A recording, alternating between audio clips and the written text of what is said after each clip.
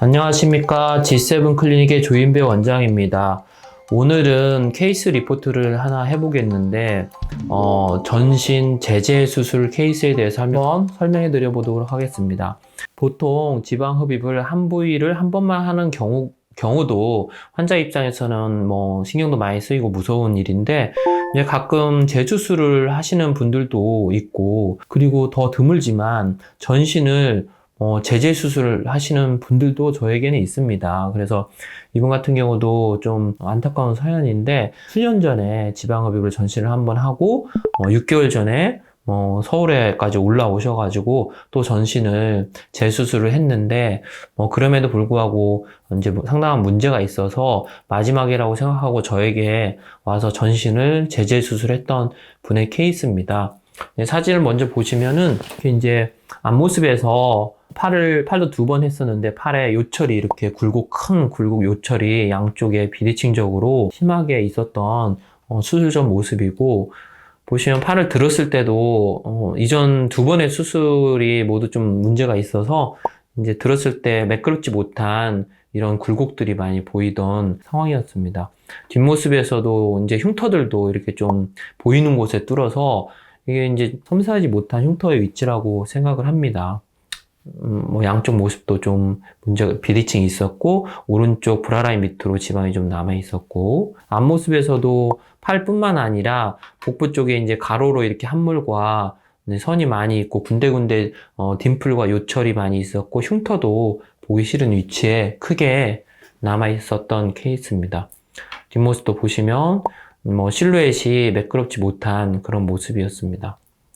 허벅지도 흉터도 이렇게 보이고, 안쪽도 이렇게 울고, 외측 라인도 사진으로 보는 것하고 실제로 눈으로 보는 거하고는 눈으로 보는 게 훨씬 더 입체로 보이기 때문에 더 요철이 심하고 더 울퉁불퉁하게 보이는 그런 거라는 거를 알고 사진을 보신다면은 이 사진보다는 훨씬 더 심각하게 환자 입장에서는 느끼고 있는 상황이었습니다.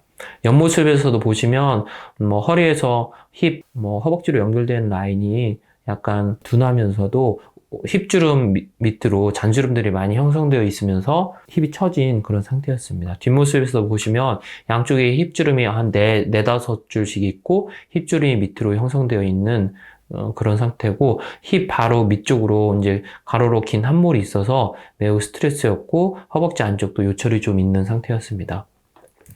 그래서 저에게 이제 지방 흡입을 받았는데, 전신에 걸쳐서 전신을 한 4번, 5번에 걸쳐서 받았던 걸로 기억하고 있습니다. 보시면 외측 라인도, 팔도 재수술 후에 외측 라인도 상당히 매끄러워졌고, 복부에 가슴이 갈비뼈 부위까지 이렇게 도톰이 남아있던 이런 지방도 제거가 되면서 많이 매끄러워진 모습을 볼 수 있습니다.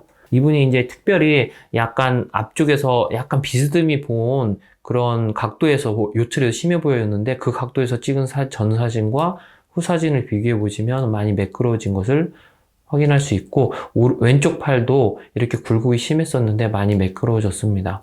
팔을 든 모습에서도 굴곡이 심했던 오른쪽 팔이 수술 후에 완벽하지는 않지만 상당히 매끄러워진 모습을 볼 수 있습니다.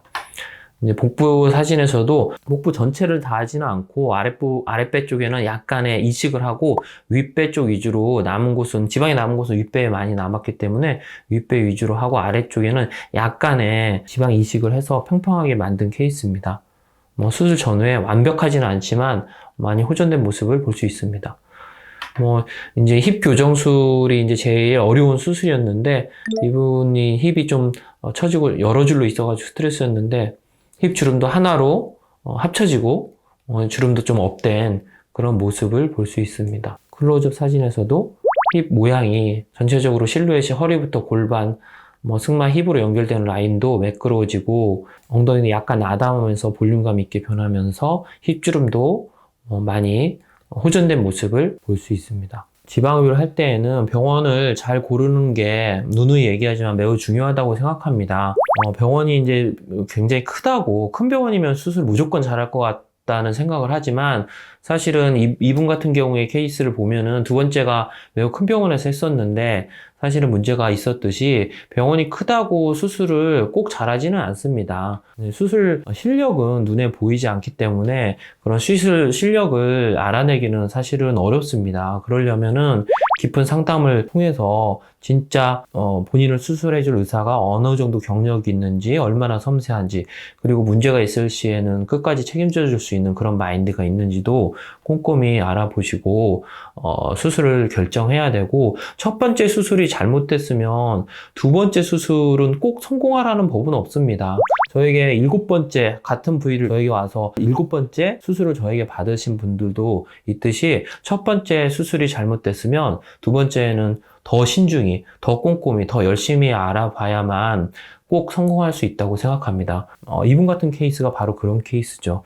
그래서 지방흡입을 수술을 생각하고 계신 분들은 꼭 심도 높은 상담과 깊은 고민을 해보시고 최종 수술 결정을 하시라는 말씀을 드리고 싶습니다. 예, 오늘은 지방흡입 중에 전신 제재 수술 케이스 리포트를 해보았습니다. 안전하고 똑똑한 지방흡입 하세요.